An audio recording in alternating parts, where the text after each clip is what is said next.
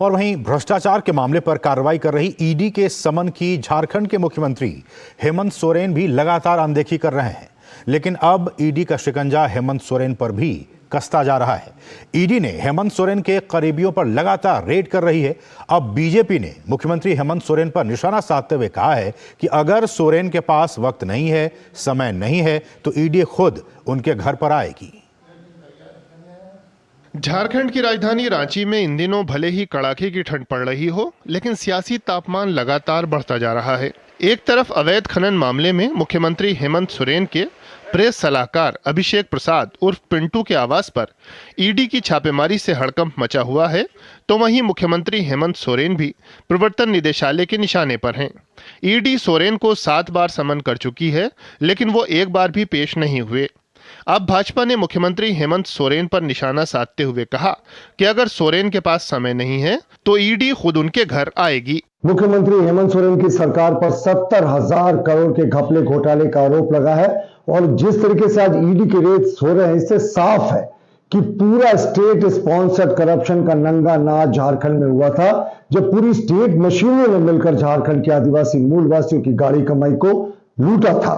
और हमारा मानना था कि मुख्यमंत्री जिस तरीके से ईडी के समन से भाग रहे हैं, तो ये 70,000 करोड़ के घपले घोटाले के तार कहीं ना कहीं सीधे तौर पर उनसे जुड़ते दिख रहे हैं। बहरहाल मुख्यमंत्री के लिए जजमेंट डे आ गया है और आप कितने भी बड़े क्यों ना हो, कानून आपसे हमेशा ऊपर रहता है। झारखंड में चल रही सियासी हलचल के बीच जेएमएम विधायक सरफराज अहमद के अचानक इस्तीफे को लेकर भी भाजपा ने तंज कसा है। एक स्वस्थ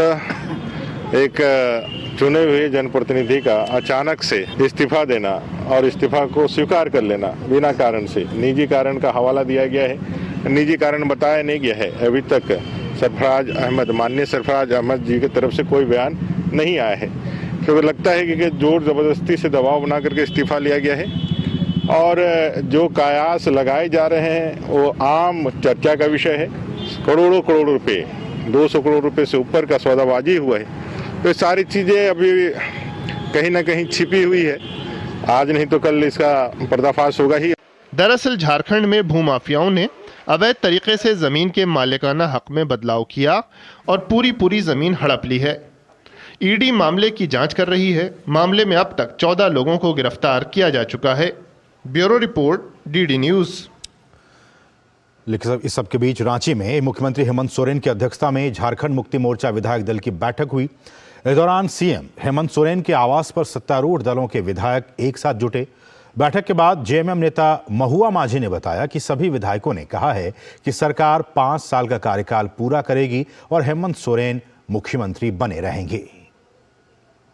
सभी विधायकों ने, मंत्रियों ने एक स्वर में कहा कि आप हमारे नेता थे, हैं और आगे भी रहेंगे और 2024 में भी हम लोग मिलकर सरकार इसी तरह से चलाएंगे। मुख्यमंत्री जी बने रहेंगे? बिल्कुल बने रहेंगे, कोई संशय इसमें नहीं। रुकेंगे एक और